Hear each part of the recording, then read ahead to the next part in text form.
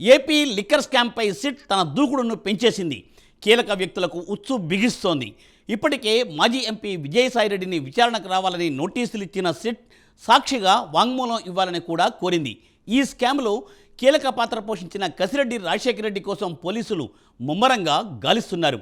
విచారణకు హాజరు కావాలని హైకోర్టు ఆదేశాలు జారీ చేసినా తప్పించుకు తిరుగుతున్న కసిరెడ్డికి లుకౌట్ నోటీసులు సైతం జారీ చేసేశారు. ఇప్పుడు తాజాగా వైసీపీ ఎంపీ మిథున్ రెడ్డికి సైతం నోటీసులు జారీ చేయడంతో ఈ కేసులో కీలక పరిణామం చోటు చేసుకుందని చెప్పవచ్చు. డీటెయిల్స్ ఈ స్టోరీలో.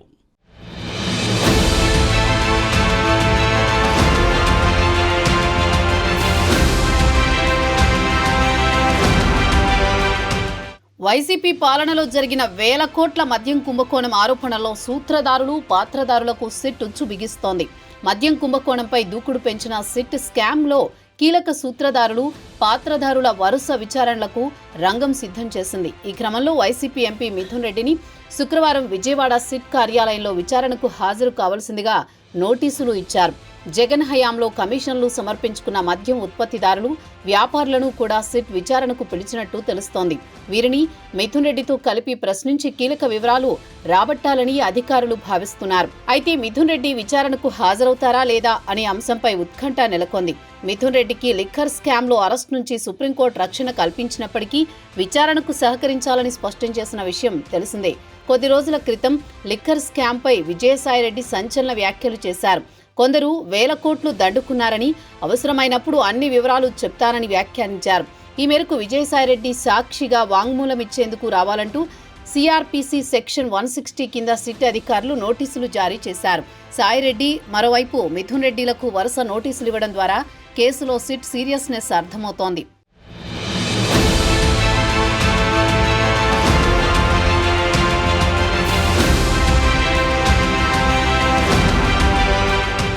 మద్యం కుంభకోణంలో ప్రధాన సూత్రధారి కసిరెడ్డి రాజశేఖర రెడ్డి ఇప్పటికే అజ్ఞాతంలోకి వెళ్లిపోయారు.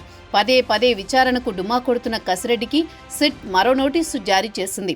ఇప్పటికే 3 సార్లు సిట్ విచారణకు డుమ్మా కొట్టిన కసిరెడ్డి ఇళ్లు, కార్యాలయం, బంధువుల ఇళ్లు, భార్య పేరుతో పెట్టుబడులు పెట్టిన ఆసుపత్రిలో హైదరాబాద్లో సోదాలు జరిపారు.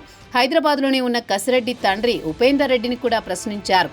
కొడుకు ఆచూకీ గురించి ఆరా తీయగా తనకేమీ తెలియదని ఆయన సమాధానమిచ్చారు. దీంతో ఆయన వాంగ్మూలం నమోదు చేయాలని సిట్ నిర్ణయించుకుంది. అందులో భాగంగానే గురువారం విజయవాడలోని పోలీస్ కమిషనరేట్ ప్రాంగణంలో ఉన్న సిట్ కార్యాలయానికి రావాల్సిందిగా నోటీసు ఇచ్చారు. మద్యం కుంభకోణంలో కోట్ల రూపాయలు వసూలు చేసిన కసిరెడ్డి ఆ సొమ్మును సినిమాలు, ఆసుపత్రుల్లో పెట్టుబడి పెట్టినట్టు ప్రాథమిక దర్యాప్తులో తేలింది. మార్చి, ఏప్రిల్లో 2 సార్లు విచారణకు హాజరు కావాలని సిట్ అధికారులు నోటీసులు ఇచ్చినా కసిరెడ్డి డుమ్మా కొట్టారు. మొదటి 2 నోటీసులకు కారణం చెబితేనే వస్తానన్న కసిరెడ్డి వెంటనే కోర్టును ఆశ్రయించి సిట్ చట్టబద్ధతను ప్రశ్నించారు. విచారణ జరిపిన న్యాయస్థానం సిట్కు చట్టబద్ధత ఉందని, విచారణకు సహకరించాలని తేల్చి చెప్పింది. దాంతో మరోసారి కసిరెడ్డికి నోటీసులు ఇచ్చారు. హైకోర్టు ఆదేశాలను బేఖాతరు చేస్తూ కసిరెడ్డి సిట్ విచారణకు డుమ్మా కొట్టారు. ఎవరికీ అందుబాటులో లేకుండా ఫోన్లు స్విచ్ ఆఫ్ చేశారు. వేల కోట్ల మద్యం కుంభకోణంలో కర్త కర్మ క్రియగా వ్యవహరించారు. ఆయన పాత్రపై కీలక సమాచారాన్ని సేకరించిన సిట్ కసిరెడ్డిని ప్రశ్నిస్తేనే ఈ కేసు కొలిక్కి వస్తుందని భావిస్తోంది. వైసీపీ హయాంలో రాష్ట్ర ప్రభుత్వ ఐటీ సలహాదారుడి పదవిలో ఉంటూ తెర వెనుక మద్యం కుంభకోణంలో కీలక పాత్ర పోషించినట్లు అధికారులు గుర్తించారు.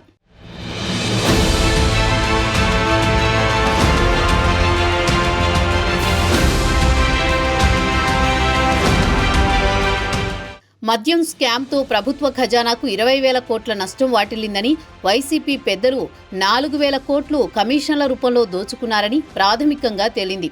ఈ స్కామ్ సర్వస్వం రాజ్ కసిరెడ్డి నడిపించినట్టు సిట్ నిర్ధారణకు వచ్చింది. మద్యం తయారీదారుల నుంచి ప్రతి నెల 60 కోట్లు వసూలు చేసినట్లు తేలింది. ఏ మద్యం కంపెనీ నుంచి ఎంత లిక్కర్ కొనుగోలు చేయాలి, ఏ రోజు ఏ బ్రాండ్లు ఎంత మేరకు విక్రయించాలి అనేది కసిరెడ్డే నిర్ణయించారని సమాచారం. ఒక్కో మద్యం కేసుకు 150 నుంచి 450 వరకు లంచాలు తీసుకున్నారని, అలా చెల్లించిన కంపెనీలకే మద్యం సరఫరా ఆర్డర్లు కట్టబెట్టినట్లు గుర్తించారు.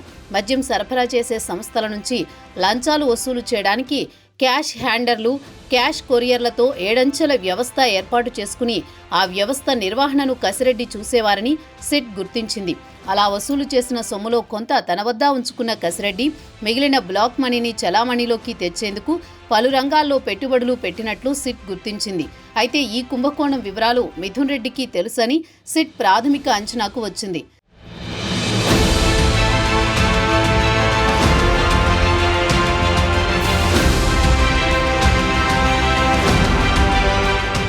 సుదీర్ఘ కాలం పాటు వైసీపీలో నెంబర్ 2గా వ్యవహరించిన విజయసాయిరెడ్డి కొద్ది రోజుల క్రితం మద్యం కుంభకోణంపై బహిరంగంగా మీడియాతో మాట్లాడారు. ఈ కేసుకు సంబంధించి ఏదైనా చెప్పాల్సి వస్తే మరిన్ని వివరాలు భవిష్యత్తులో ఖచ్చితంగా వెల్లడిస్తానన్నారు. గత ప్రభుత్వంలోని అంతర్గత వ్యవహారాలు, రహస్యాలు, లోగుట్లు అన్నీ తెలిసిన విజయసాయిరెడ్డే ఇలా రాజశేఖర్ రెడ్డి గురించి బాహాటంగా చెప్పడం సిట్ విచారణకు హాజరవుతుండటంతో సాయిరెడ్డి స్టేట్మెంట్తో కేసు ఓ కొలిక్కి వచ్చే అవకాశం కనిపిస్తోంది.